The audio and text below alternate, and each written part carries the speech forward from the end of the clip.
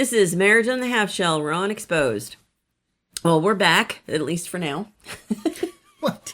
Well, I know it's been a little sporadic. Yeah, probably. Yeah, what we're finding is that the older the grandkids get, the busier we get. Yeah, that's true. So they're taking up a lot of our time in a good way. It's not, Yeah, it's great. Yeah. We just had them for An entire weekend. Three of them. Yeah, three of them. Not all.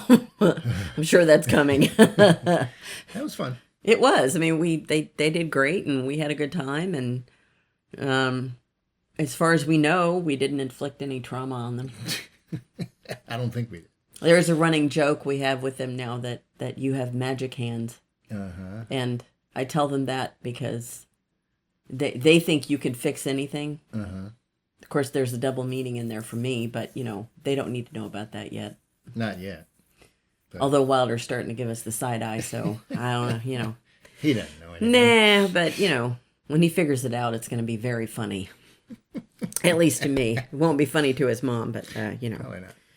Little Anyway. grandma revenge, Got to inflict it somehow. Sure.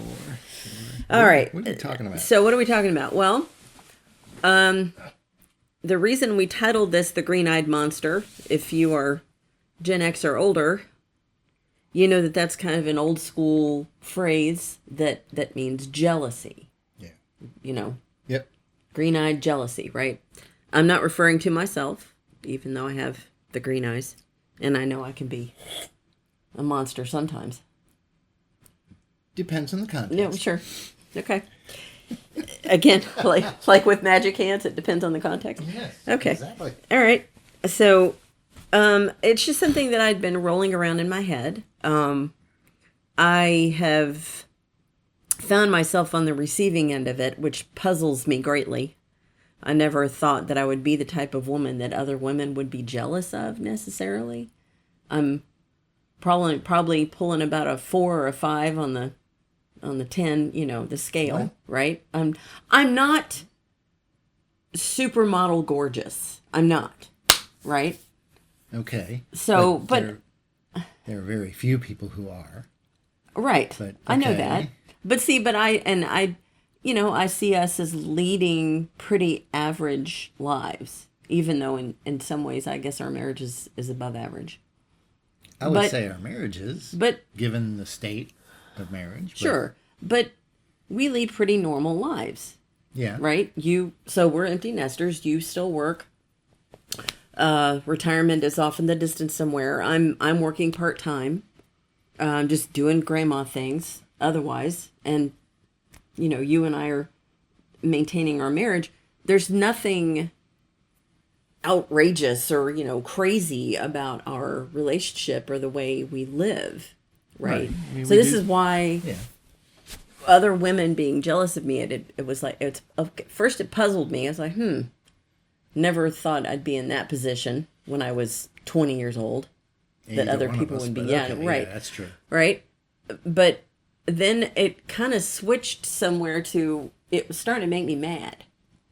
And I was like, why am I getting angry over this? Because it's not just that there's some women that I encounter in real life that express that in various ways. I post a lot on X and on Instagram and stuff. Yeah.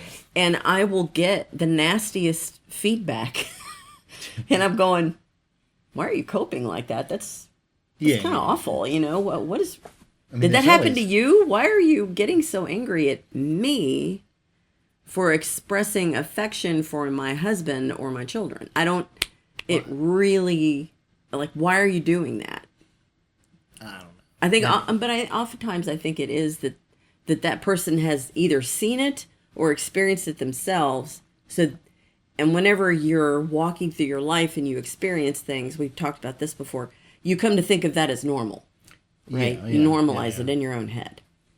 Oh, if I'm going through this, everybody is. Right. Kind of thing.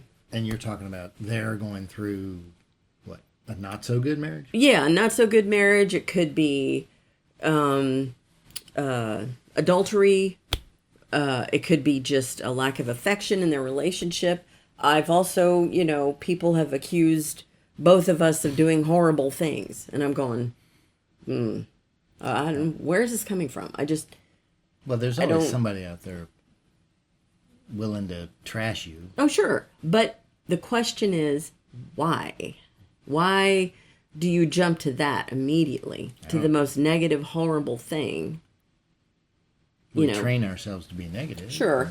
Sure. But, okay, so... okay. Okay, so we context discussed this last night, right? And I think that there's two ends of the spectrum with the jealousy, which is Okay. kind of what we talked about, right? On the one end, you've got that type, the miserable type, who is the misery loves company. I'm going to drag you down to where I there's a lot of am, that. that kind of thing, right? And particularly in groups of women, you're going to see it. Like, we've discussed the fact that if a married woman is hanging around a bunch of single women who are miserable, there's at least a somewhat of a decent chance she's going to end up being divorced and miserable herself, because they're going to drag her down. If she doesn't recognize what's going on. Yes. And protect her relationship. Yes. Right. So that is one form of jealousy. Okay. The other end of the spectrum are women who think that they're better than you and they have to lord it over, compete, mine is better than yours, my this, my that, my house, my sex life, my husband, my children, they have to lord it over you, right? And I talked about that last night in terms of a gym environment. It tends to happen in a gym environment.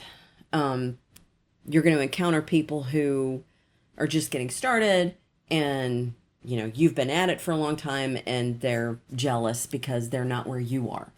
Yeah. Right. Yeah. And the other end of that spectrum is people that maybe have been there or are more athletic than you, and they want to compare themselves, or they're constantly competing with you on some level. I think you've experienced probably more of that. Right? Maybe. Yeah, because I'm not exactly a top tier athlete over here, But you're competing with yourself.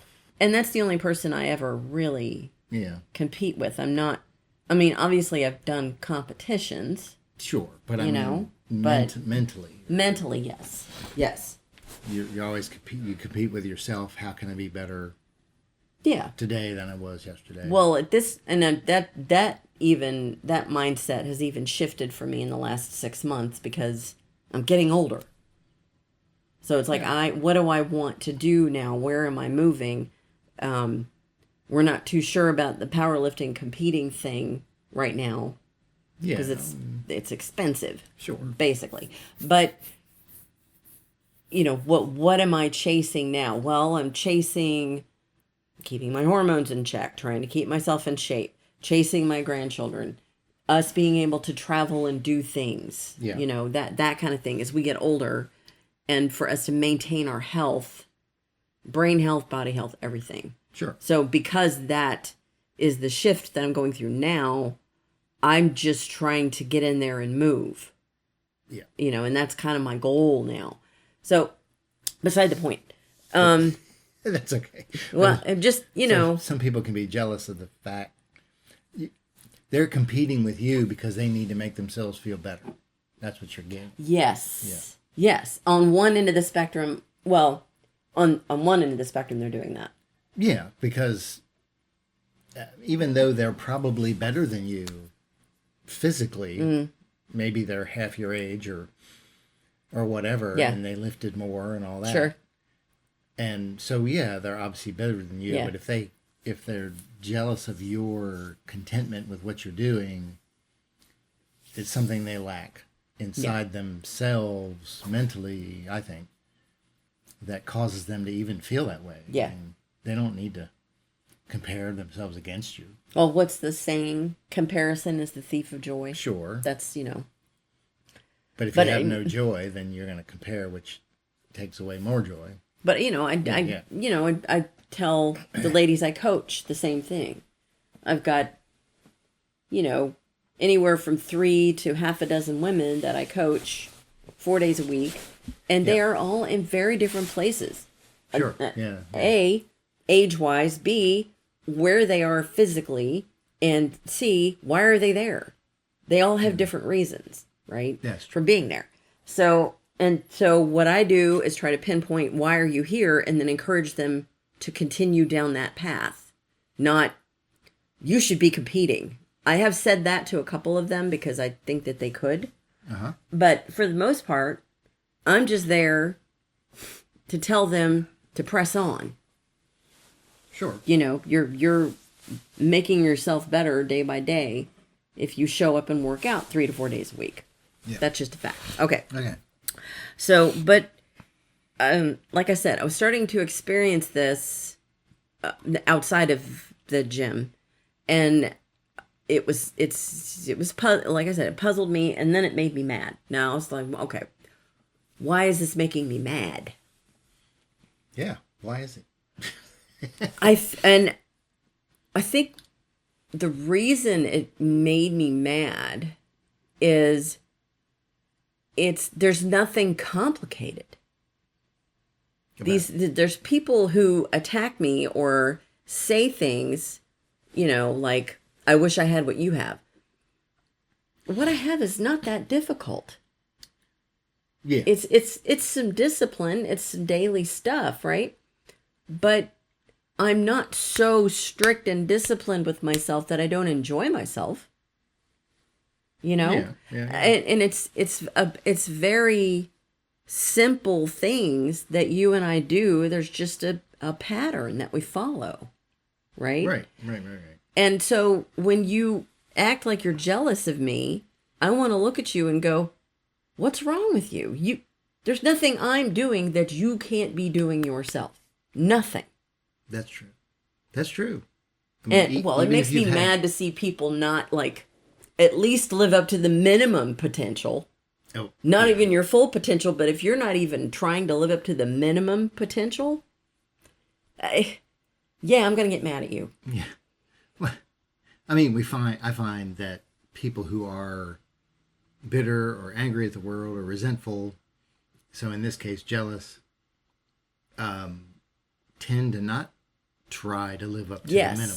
They don't even try. Right. Or they're expecting somebody else to bring them happiness, or Yes.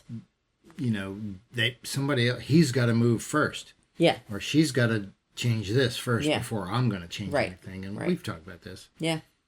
Right? You change first. You're the one who sees the problem. You change first.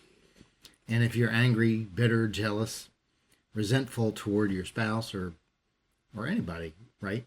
You got to figure out where it's coming from and deal with it, because it's only hurting you. Yeah. Yeah. Okay. So what we talked unlearning unhelpful things. is Sure. kind of where we landed on that, right?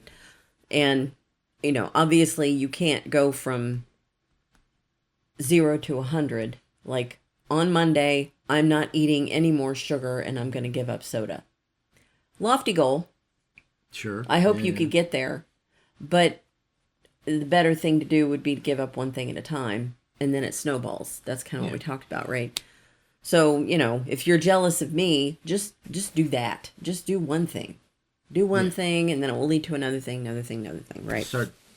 We've talked. So start thanking your spouse for the good things.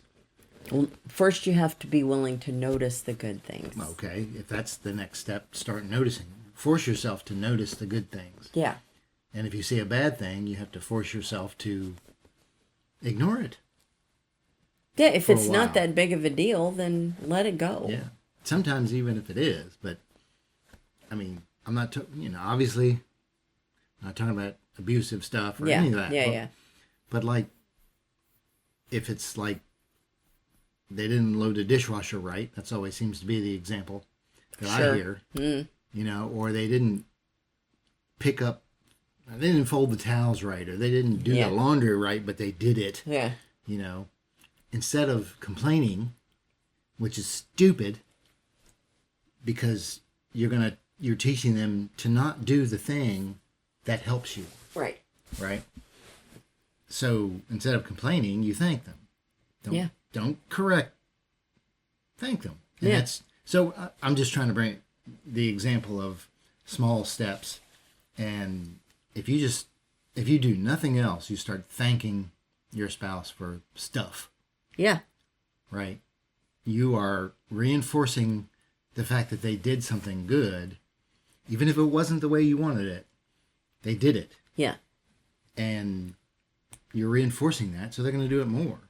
But you're also rewiring your And then rewiring your own rewiring brain. your brain, yes, to see the positive. Yes. Because when you just see the negative, you're rewiring your brain to just see negative, and that's We've what talked about that multiple we times. have talked about yeah. that. Yeah. So all I'm saying is when you bring, when you just want to change one small thing, that's an example. Start there, Yeah. and then you can start identifying the next thing, and then Right. the next thing. But, you said last night, jealousy is just a lack of gratitude for what you have, That's for true. what you already have.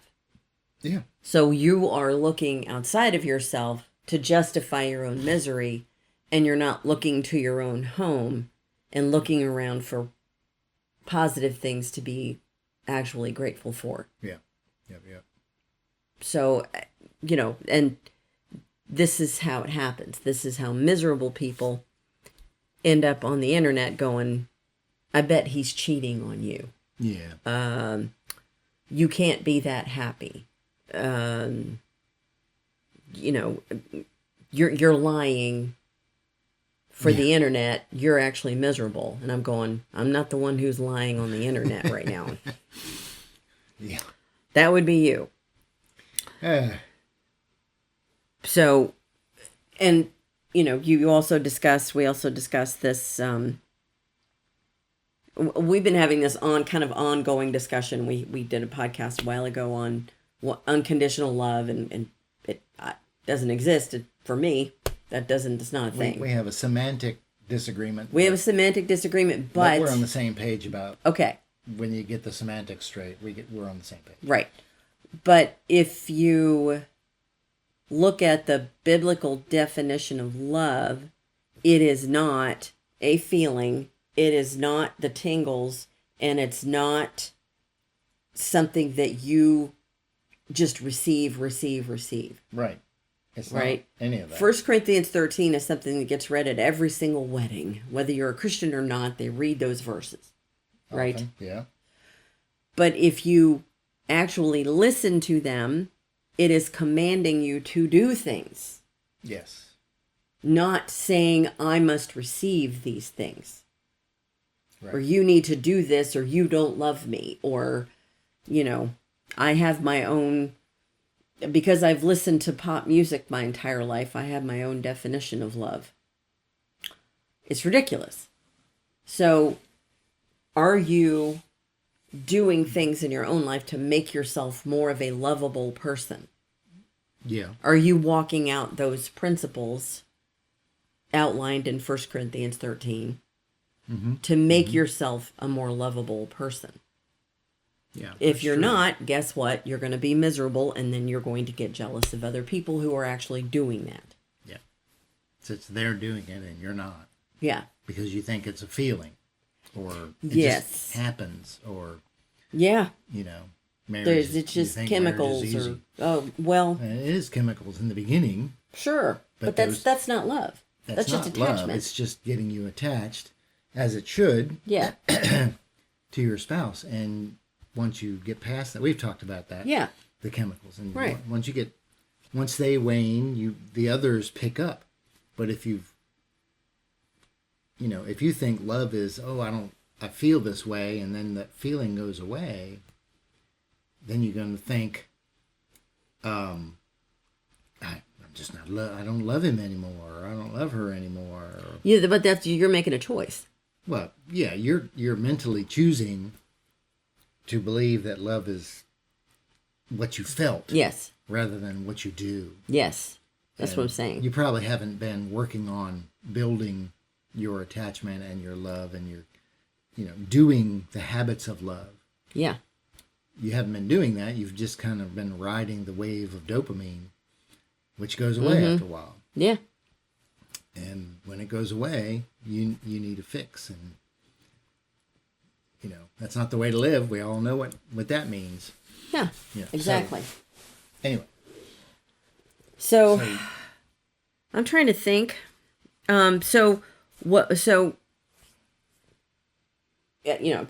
women have expressed jealousy over our relationship. I've said that it's pretty simple, pretty basic. What do we, what is it that we do Yeah.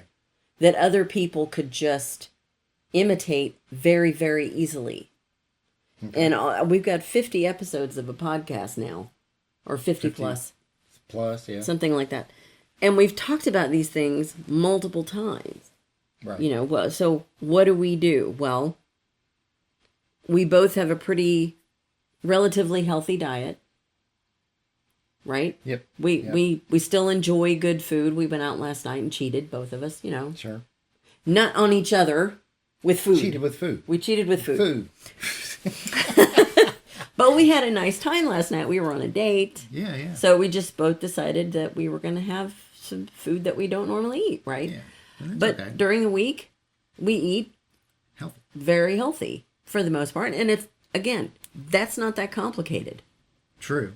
It's not. What do we have in the fridge? Eggs, yogurt, cottage cheese, some vegetables. Meat. And meat. And that's really it. I mean, we don't, it's not. We don't, anyway, let's not delve too far into that, but we do try to avoid sugar, but it's a struggle. It is. And it takes a long time. Right. You have to avoid bread. Yeah. And things like that. Yeah. A gluten allergy. Yeah. Gluten intolerance. So we don't have bread in the house. We don't have things with gluten, which we don't have a lot of, or any processed food. No. And it's not that hard once you just take a step. Yeah. But anyway, so the big thing is we eat healthy. Yeah, okay, we eat healthy. We work out. We work out. Right? And we actually, over the past year or so, maybe longer, have, we work out together. Right. Not every at least time, but twice a week. Once or twice a week, we work out together, right? But so we're trying to maintain our health. Sure. And I'm not talking about complicated workouts where we're in the gym for hours or whatever. That's nonsense. We don't do that. Usually about half hour, 45 minutes. Yeah, and then we both try to walk. And we walk together. Yeah, it's too hot to walk together right now, but we walk. For the most part, we do. Pad. Okay, so what is that? Eating healthy, we exercise, we take walks together. How complicated is this? Come on. Seriously. But marriage related. Okay, marriage related. Those support marriage, but marriage related. Yeah. The walks together, we have stuff that we talk about. Yeah. Right? It's like a mini date. Sort of, yeah. It's become that way. Sometimes we talk about our kids, or sometimes we talk logistics, but a lot of times it's what'd you listen to today? What'd you learn? Something new, Right. Well, I would say reading? That's another habit that we've kind of established, is that we are both trying to read and listen to at least one interesting thing every day. Yeah. And that could be a piece of a podcast, it could be a book that you're reading, it could be an article you picked, whatever it is. Yeah. Right. So. Right. But what else do we do? We go on dates. We established date night, way back 37 years ago when our first child was born. We established date nights. So if you're not doing that, that's not that hard.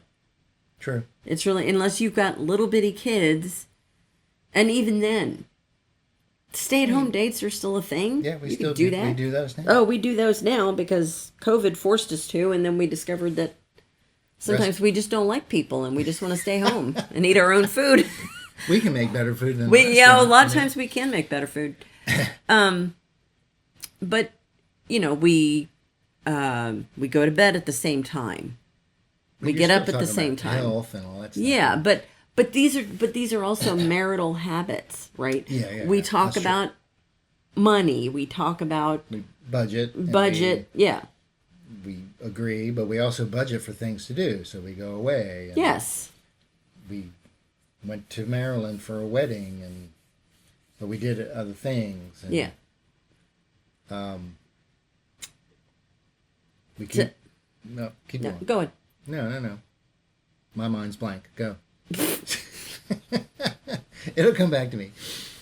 I don't know. We talk a lot. Yeah. You know, but we thank do. each other. Okay, yes, there's that. The gratitude is incorporated into our relationship, and that it happened a little too far into our marriage, as far as I'm concerned. It should have been going on sooner. I think. You know, Well, the but, habit of doing it. Right. But Right. we were doing it. We weren't constantly at each other. No, we weren't. We didn't fight a lot, but you know, there might have been less conflict early on if we had incorporated that a little earlier. Yeah, sure. But it's such a simple thing. It requires you at times to swallow your pride, yeah, to say thank you. Yeah. But those two little words have more power than almost anything else in your relationship. Yeah, just about. That is true. So gratitude, rewiring your mind. Yeah. To see the other person as worthy of your respect, your admiration. Yeah. That sort of thing. Yeah.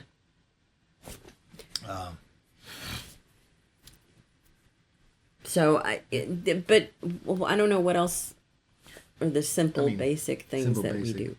Well, you have to listen to all 50 of our podcasts together. Compromise. We compromise. Yeah. We communicate. Oh, Yeah. that's what I was going to say. Okay. You know, don't wait to when you see something that bothers you. Then you know, obviously you evaluate: is this something that should be bothering me? Yeah. Am I just being ungrateful? Yeah. Right? Or is it really something that we ought to at least discuss? Mm-hmm. You know, and there are. Because there are very few things that it's like, this has to change. Yeah. Right? There are things that need to change. Right. Right? But very few things that you can't just work around. And we've talked about that. Yeah. So the key is, you know, don't let resentment build up, because then you start losing respect. And that you get... Contempt. Contempt. Yeah. The Gottmans. I was just thinking of that word. You know, you get contempt, and then that's like acid to your relationship. Oh, absolutely that. Yeah. So don't let things build up. You know, you watch for patterns. I mean, if it's something that happens once, you know, you might let it go, and then the second time or the third time, it's like, okay, this is a pattern. Is this really why is this bothering me so much? Yeah. Do I need to address it? But if you decide that this needs to be addressed, something needs to change, it's not a deal breaker, but it's really it's still bugging me. So you go talk to them. Right? You don't wait a year. Right? You don't make excuses. When you see pattern changes, you protect your relationship. Yeah. Right? Yeah. I've often talked about this. It's like somebody could say, well, you're just being jealous, or you're insecure. That's the new therapeutic word. Oh, is it? It's like, interesting. It's one of them. Okay. But it's like, are you really insecure, or are you trying to protect your relationship? Yeah. Right? When you notice something, and I've noticed this pattern, and I'm trying to protect our relationship. So I want to address it now. I'm not going to make excuses. So that's one. I've taken a long time to talk about that. Okay. But these are all things we've talked about. And like I said, it's not like this. We've never been in a therapist's office. We don't. No. We've never subscribed to that. We've never, you helped me through my issues that I was having. But then once I reached a point where I had talked it all out, you really did look at me and go, you're starting to repeat yourself. Are you sure you need to keep talking about this? And I wasn't trying to shut you down. No. It was more of has this been dealt with? And Yes. If you wanted to continue talking about it, that's fine. Right. But okay, so you might need a counselor or a coach maybe to push you in a direction, Sure. or to help you see something that you both can't see, or whatever. Yeah. But this whole we've railed on therapy and psychiatry and all that. It's like, it's the big thing now because they can take your money, right? Oh, yeah. They're often not trying to help you solve the problem because they want to keep you coming back, like a subscription, as opposed to fixing your problem and then you go away, right? Yeah. So that's enough about therapy. But beyond that, you had some serious trauma to deal with, and we dealt with it. Once we understood that it was there, I think it took you a little while to understand how it was affecting our relationship and my relationship with the kids and your everything relationship else. with the kids, and all that. But then once we started dealing with it, it got dealt with. Yeah. And it was just you and me. Right. Okay, so I'm going to correlate this back to the original topic of jealousy. Well, we were just going through the stuff to make, we've talked about jealousy. And we said, the things that we do to make our marriage so great are not complicated They're not. things. And that's what, we just went through the list. And there's probably a few more, but they aren't hard things to do. And you just pick one and start working on it. That's why I said, just start saying thank you earlier. That's one thing, right? And get into the habit and then pick the next thing. It will snowball. And it does snowball because the other person who might be totally unwilling to work on the marriage because they're just angry or maybe they're resentful or whatever you've been doing because you're critical, right? So just take an honest look at yourself. It's like, am I encouraging or am I criticizing? And if I'm criticizing, why am I doing that? I need to stop it.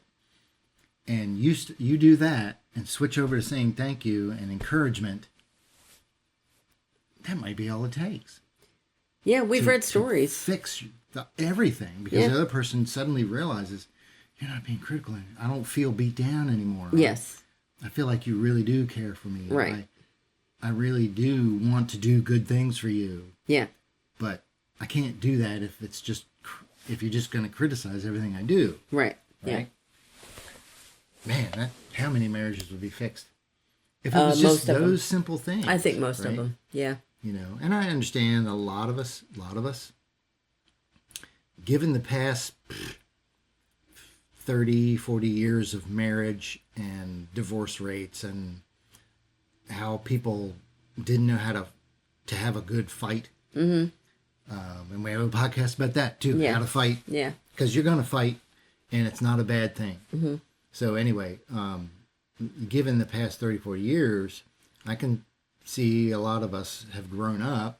You grew up this way.